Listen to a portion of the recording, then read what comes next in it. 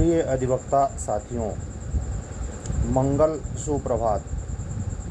उत्तर प्रदेश न्यायिक सेवा junior division की भर्ती की वाट जो रहे, प्रतीक्षा कर रहे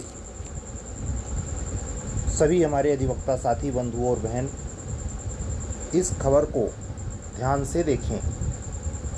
हालांकि रात में लेट नाइट 2:30 बजे के आसपास जब हमने वीडियो रिकॉर्ड की, जिसमें मैं लाइव मौजूद हूँ, उस समय तक मेरे पास सूचना नहीं थी, लेकिन अर्ली मॉर्निंग 7:30 बजे के आसपास मुझे पेपर से न्यूज़ मिली है, जिसको मैं संसूचित कर रहा हूँ।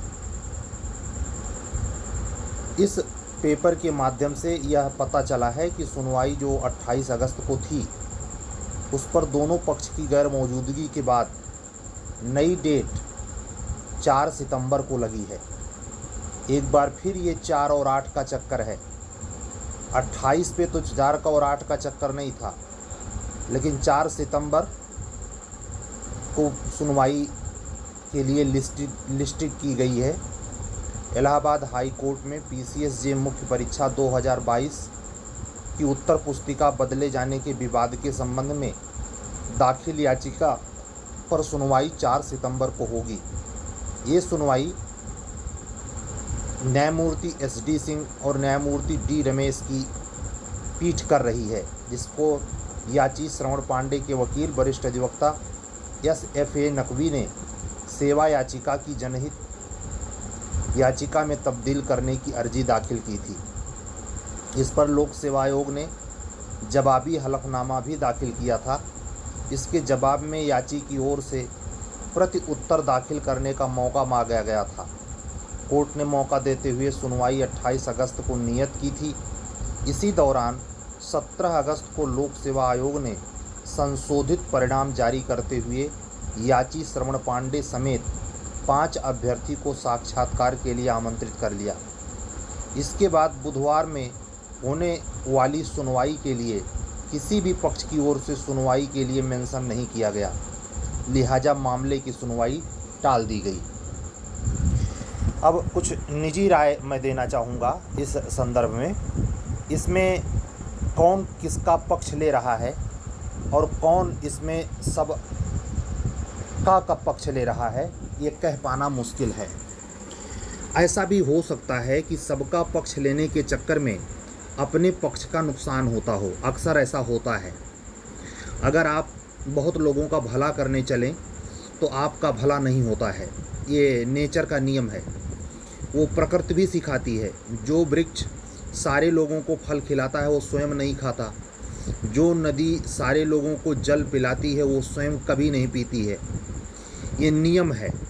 तो अगर इसमें कोई भी अधिवक्ता साथी जो संबंधित याचिका के लिए आप घर बैठे लोगों को, जिनको बुलाए जाने के बावजूद भी जिन्होंने अपना मेंस की कॉपी चेक करना ज़रूरी नहीं समझा, लगभग 3,500 लोगों, 3,000 समथिंग लोगों में जिनको कॉपी देखने के लिए बुलाया गया, वो 50% से भी कम लोग गए। इसी से गंभीरता का अंदाज़ा लगता है। लेकिन फिर भी जो लोग गए, उन लोगों के बराबर भी क्या याची बने हुए हैं? बिल्कुल नहीं।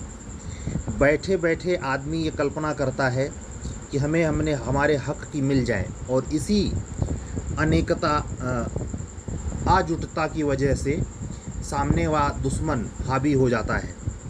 एकता नहीं होती है, जिसका परिणाम होता है कि हर मामले में आप पराजित होते हैं। आप नई प्रतीक्षा सूची में हैं।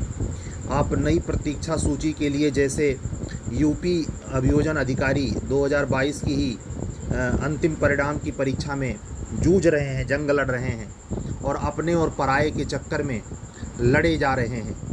देखना वहाँ भी है कि क्या होता है, लेकिन ये साफ झलकता है कि इसमें शायद किसका हित सधे कह पाना अभी से मुश्किल है। लेकिन आप सब केवल इतना प्रार्थना जरूर कर सकते हैं कि 4 सितंबर के बाद ये और आगे तारीख ना बढ़े।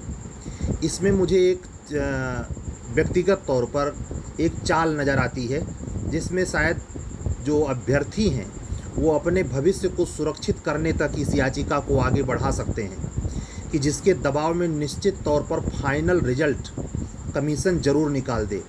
कमीशन को ये चालबाजी करने का मौका न मिले कि हमने इंटरव्यू भी करवाया और सफल होने लायक किसी ने अंक नहीं पाया। जब तक याचिका में आने वाले डिसीजन की छुरी लटकती रहेगी तब तक कमीशन बाध्य रहेगा। इसलिए एक शंका मुझे है जो मैंने आपको शेयर की है, उस शंका का लेना देना सिर्फ इतने से है कि डिले और हो सकता है। 4 सितंबर की तारीख तो है, लेकिन कुछ ऐसा किया जा सकता है पूरी ताकत के साथ जिससे ये केस प्रोसीडिंग में रहे। ये मामला सुप्रीम कोर्ट में भी जाने वाला नहीं है, क्योंकि करना हाई कोर्ट को है, करना लोक सेवा आयोग को है, और लोक सेवा आयोग अपने बगैर मांगे एक प्रकार से कह सकते हैं रिजल्ट पहले ही डिक्लेयर किया है। इसलिए आगे आगे कमीशन चल रहा है, पीछे पीछे कुछ समय तक बच्चे आगे आगे चल रहे थे, लेकिन अब कमीशन खुद आगे हो गया है।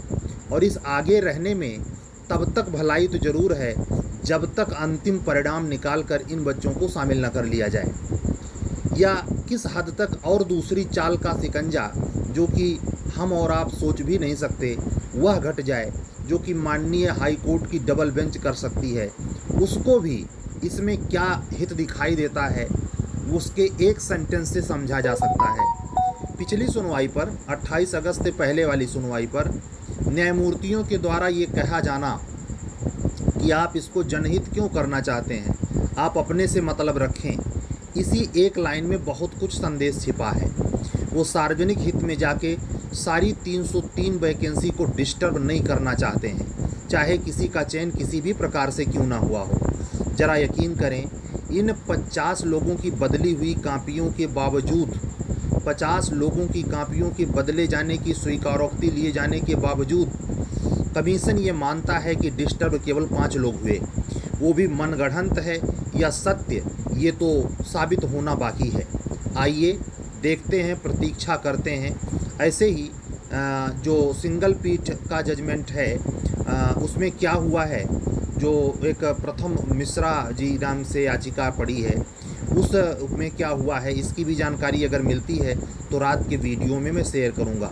हालांकि आज का वह वीडियो भी आप लोगों के पास जाएगा जो लेट नाइट मैंने 2:30 बजे रात में रिकॉर्ड किया है, जिसमें इस बात का मैं जिक्र कर रहा हूं कि मुझे कोई जानकारी नहीं है। ध्यान रखें, वह वीडियो रात में 2:30 बजे का है, और ये जो आपको हम पेपर के न्यूज के माध्यम से खबर पहुंचाने की कोशिश कर रहे हैं, ये न्यूज है सुबह 7:30 की, यानी पेपर में ये प्रकाशित हुई है। इसलिए आप ये गंभीरता से 4 सितंबर पर भी निगाह बनाए रखें और उम्मीद करें कि ये मसला बहुत आगे ना बढ़े। जितना ये मसला आगे बढ़ता जाएगा उतना आप लोगों के वैकेंसी के स्पष्ट तौर पर आने की संभावना क्षीण रहेगी। जब तक ये मसला हल नहीं होगा तब तक यूपी जुडिशरी की वैकेंसी आने की संभावना में रोड़ा अटका रहेगा, क्योंकि ये एक ऐसी बाधा है जिसमें बहुत बड़ा काला धब्बा भी लग सकता है, बहुत बड़ा सवालिया निशान लग ही चुका है, लेकिन वो सवालिया निशान कहीं ऐसा ना हो बहुत बड़े उलटफेर का कारण बन जाए, इसका डर कमीशन को सताए जाता है। इसीलिए कमीशन ना चाहते हुए भी आगे आगे भाग रहा है।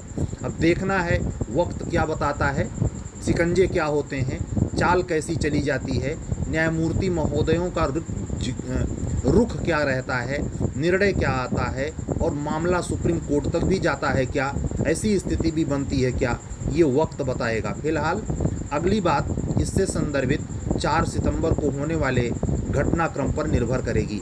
आप लोग प्रतीक्षा करें, अपनी तैयारी को सतत जारी रखें, तैयारी में ढिलाई न बरतें, बस इतना ही हम कहना चाहेंगे। हमारी सीरीज़ 1 सितंबर से स्टार्ट है, जो एपीओ के सदृश डिक्लेयर्ड हुई है। आने वाले 2 से 3 दिन में पीसीएसजे के नए प्रश्न पत्र के लिए, जिसमें तीनों नई संहिताएं शामिल हों, उसको समाहित करते हुए नए सीरीज के शेड्यूल के बारे में हम आपसे बात करेंगे। तब तक के लिए विदा दीजिए। कल और रात के वीडियो में रेगुलर फिर मिलेंगे। आज भी रेगुलर वीडियो मौजूद रहेगा, मैं उसको भी सार्वजनिक करूंगा, लेकिन ध्यान रहे कि उसमें मैं ये स्वीकार करता हूं कि मुझे जानकारी नहीं है, उस समय मुझे जानकारी थी भी नहीं। तो इस जानकारी के महत्ता को आप समझेंगे और अन्य अधिवक्ता साथियों तक इसे पहुंचाएंगे।